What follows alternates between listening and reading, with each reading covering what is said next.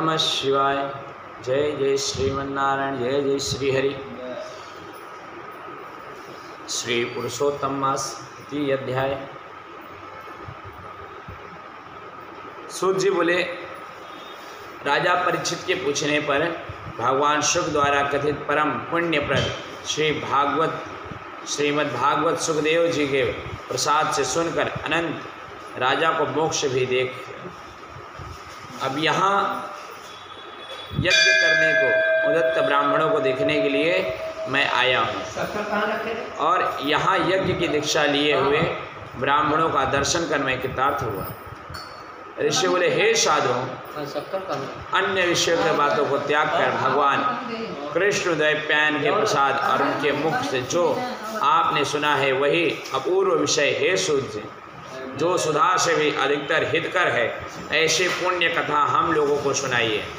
सूत जी बोले, विलोम, उत्पन्न होने पर मैं धन्य हूँ। जो श्रेष्ठ पुरुष लोग आप लोग मुझे पूछ रहे हैं, भगवान व्यास के मुख से मैंने जो सुना है वह यथावत कहता हूँ।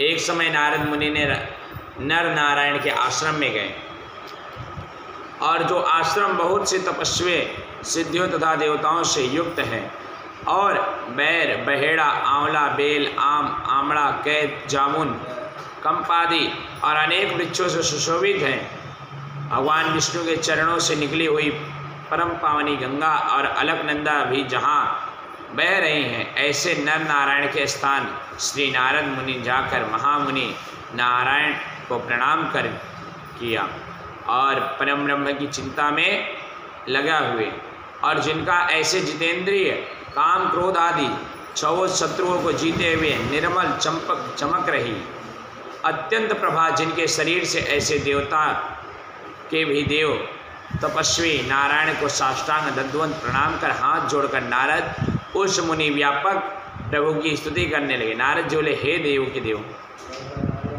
हे जगन्नाथ, कृपा सागर, सत्य पे आप सत्य व्रत हो, त्रिसत्य हो, सत्य आत्मा हो और सत्य संभव है। हे सत्योने, आपको नमस्कार है। मैं आपकी शरण में हूँ। आपका जो तप है वह संपूर्ण प्राणियों की शिक्षा के लिए और मर्यादा की स्थापना के लिए है। यदि आप तपस्या न करें तो जैसे कलयुग में एक के पाप करने से सारी पृथ्वी डूबती है, वैसे ही एक के पुण्य करने से सारी पृथ्वी तरती भी है। इसे तनिक भी संशय नहीं है। सतयुग में आदि में से ऐसे एक पाप करता था तो सभी पापी हो जाते थे। ऐसी स्थिति हटाकर कलयुग में केवल एक ही पाप के लिप्त हो जाता है। तो ये आपके तप की स्थिति है। हे भगवान, कली में जितने प्राणी हैं सब विषयों के आसक्त हैं, स्त्री पुत्र गृह में लगे हैं। चित्त जिनका ऐसे प्राणियों का हित करने वाला हो और मेरा थोड़ा कल्याण हो, ऐसे विषय को सोचकर आप कहने के योग्य हैं। आपके मुख से सुनने की इच्छा से मैं ब्रह्मलोक से यहाँ आया हूँ। उपकार प्रिय विष्णु ऐसे वेदों में निश्चित हैं, इसलिए लोकोपकार हैं कि कथा के सार इस समय आप सुनाइए, जिसके श्रवण मात्र से निर्भय मोक्षप्रद को प्राप्त होते हैं। इस प्रकार नारद जी का वचन सुनकर भगवान श्री आनंद से खिलखिला उठे और भुवन को पवित्र करने वाली पुण्य कथा आरंभ की। श्री नारायण बोले, गोपों की स्त्रियों से मुकमल के भ्रमक राश के ईश्वर, वृंदावन विहारी, ब्रज के पति, आदि पुरुष भगवान की कथा को कहते हैं। हे नारद, आप सुनो, जो निमिपात्र समय में जगत को उत्पन्न करने वाले हैं उनके कर्मों को। हे वत्स, इस पृथ्वी पर कौन वर्णन कर सकता है। नारद मुनि, आप भी भगवान के चरित्र का सार जानते हैं और ये भी जानते हैं भगवान चरित्र वाणी द्वारा नहीं कही जा सकती, तथापि अद्भुत पुरुषोत्तम महात्मा आदर से कहते हैं। यह पुरुषोत्तम महात्मा दरिद्रता और वैवध्य को नाश करने वाला है, यश का दाता एवं सपुत्र और मोक्ष प्रदान करने वाला है, अतः शीघ्र ही इसका प्रयोग करना चाहिए। नारद जी बोले, हे महामुने, पुरुषोत्तम नामक देवता कौन है, उनका महात्मा क्या है, यह अद्भुत सा प्रतीत, अतः आप मुझे विस्तार पूर्वक कहिए। सूर्य गए। श्री नारद का वचन सुनकर श्री नारायण क्षण मात्र पुरुषोत्तम में अच्छी तरह मन लगाकर बोले। श्री नारायण बोले, पुरुषोत्तम यह मास का नाम जो पड़ा है वह कारण युक्त पुरुषोत्तम मास हे स्वामी, दया सागर पुरुषोत्तम ही है, इसलिए ऋषिगण उनको पुरुषोत्तम मास कहते हैं। पुरुषोत्तम मास के व्रत करने से भगवान पुरुषोत्तम प्रसन्न होते हैं।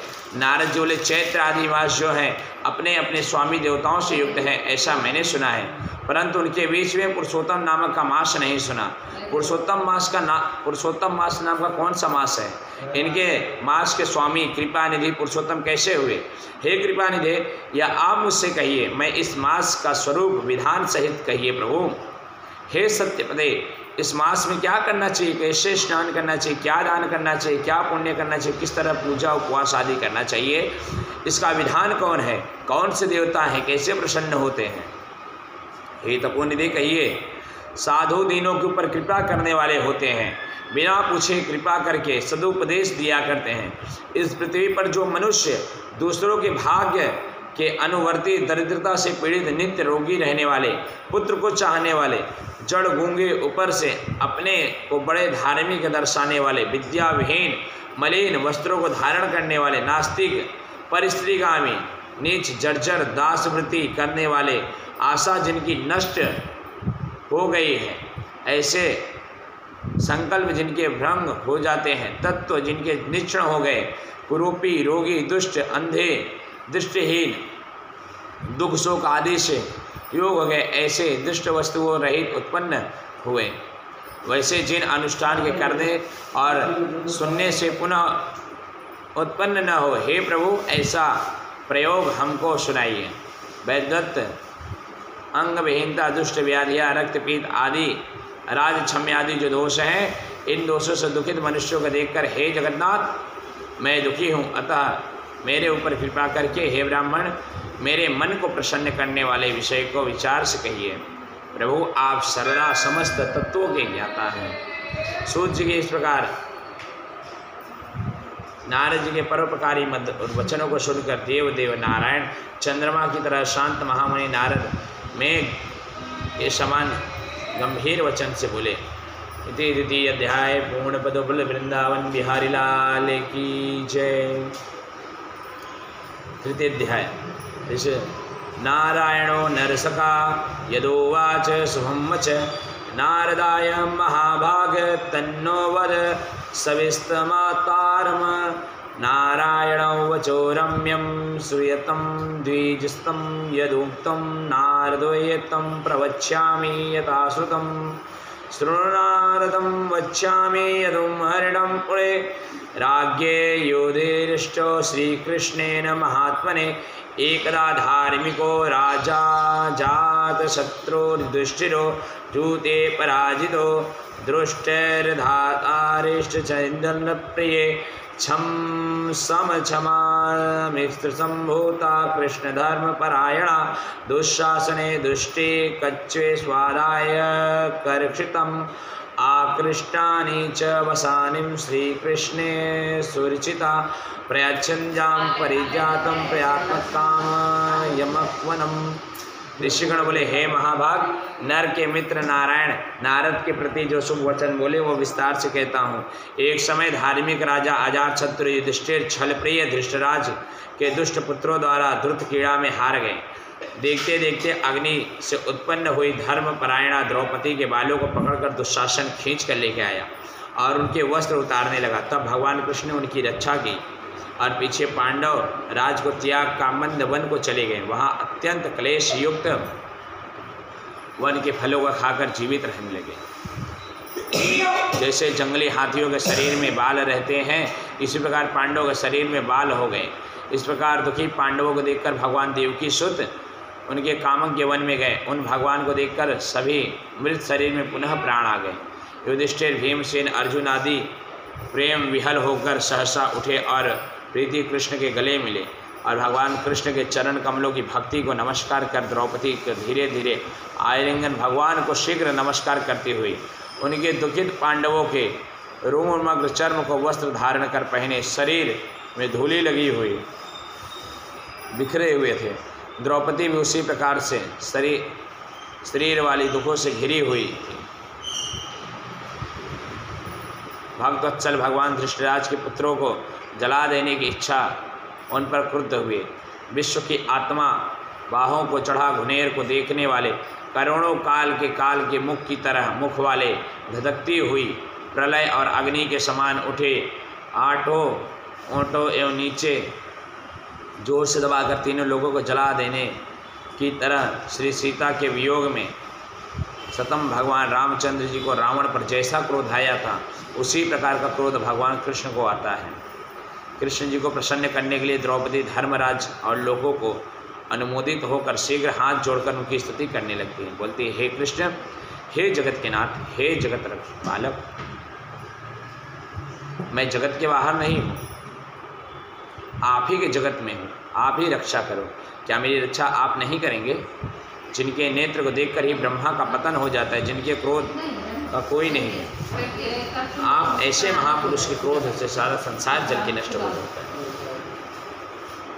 मैं आपकी वंदना करती हूँ, हे ईश्वर, आपकी सदा ही जय हो।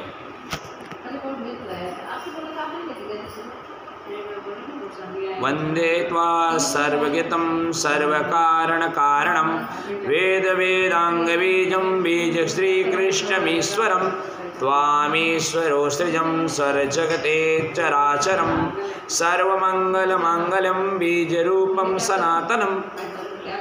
आप ऐसे महापुरुष के क्रोध से संसार का प्रलय हो जाता है। संपूर्ण तत्व को जानने वाले वस्तुओं के कारण वेद और वेदांग के बीज और बीज आप साक्षात श्री कृष्ण हैं।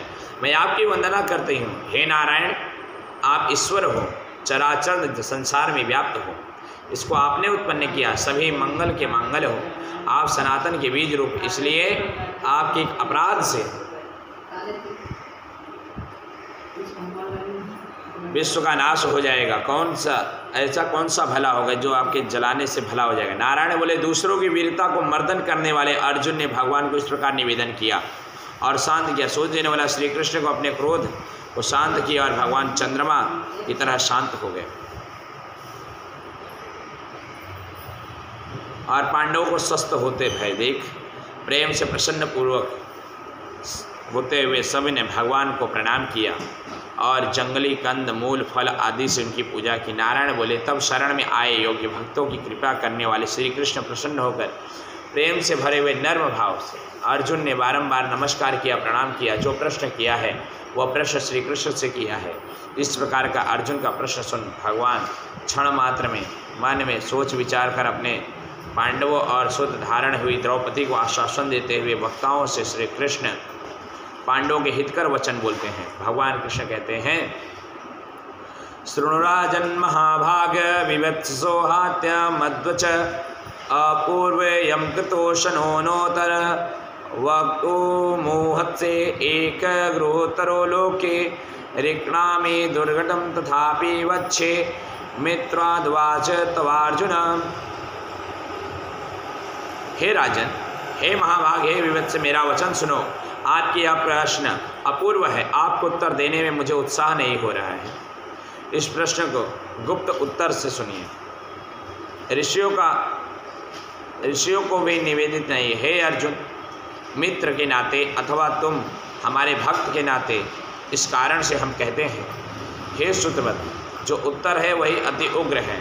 क्रम से सुनो। चैत्र आदि जो 12 मास निमेष महीने में 2 पच्छ घड़ियाँ, प्रहर, त्रिप्रहर, 6 ऋतुएं, मुहूर्त, दक्षिणायन और उत्तरायण, वर्ष, चारों युग, इस प्रकार पदार्थ तक जो काल में यह सब और नदी, समुद्र, कुएं, बावली, गढ़ाइयाँ, सोते, लता, औषधि, वृक्ष आदि, वन, औषधि, नगर, गांव, पर्वत, गुणों पूजे जाते, इनमें ऐसा कोई अपूर्व नहीं अपने अधिदेष्ट देवता के बिना रहता हो। अपने अपने अधिकतर पूजे जाने वाले फल देने वाले हैं। सभी देवता महात्मा के सभी सौभाग्यवान हैं। हे पांडुनंदन, एक सम अधिक मास उत्पन्न हुआ। इस उत्पन्न हुए असहाय निमित्त मास को सब लोग बोले, यह मलमास सूर्य संक्रांति से रक्षित है, अतः पूजने योग्य नहीं। यह मलमास मल रूप होने से छूने योग्य नहीं है। शुभ कार्यों में अग्रह। इस प्रकार के वचनों को लोगों के मुख सुनकर यह मास निर्योग पराहित दुख से घिरा हुआ अति खिन्न चिंता से ग्रस्त मन हो व्यथित मरणासन की तरह हो गया। फिर वह धैर्य धारण कर मेरी ओर आया। हे नर, वैकुंठ भवन जहाँ रहता था वहाँ पहुँच मेरे घर आकर मुझे पुरुषोत्तम उसे देख। उस समय अमूल्य रत्नों जड़े स्वर्ण सिंहासन पर बैठे मुझे देखकर भूमि पर साष्टांग दंडवत कर हाथ जोड़कर नेत्रों से बारंबार आंसू की धारा बहता हुआ धैर्य धारण कर गदगद वाणी से बोला। सूर्य बोले, इस प्रकार महामुनि बद्रीनाथ कथा कहकर चुप होते भय। इस प्रकार नारायण के मुख से कथा सुन भक्तों के ऊपर दया करने वाले नारद बोले, इस प्रकार अपनी पूर्ण कला से विराजमान भगवान विष्णु निर्मल भवन में जाकर भक्ति द्वारा मिलने जगत के स्वामी अभयदान देने वाले ब्रह्मरूप मुकुंद जहाँ उनके चरण कमल शरण में आया हुआ अधिमास जा बोला।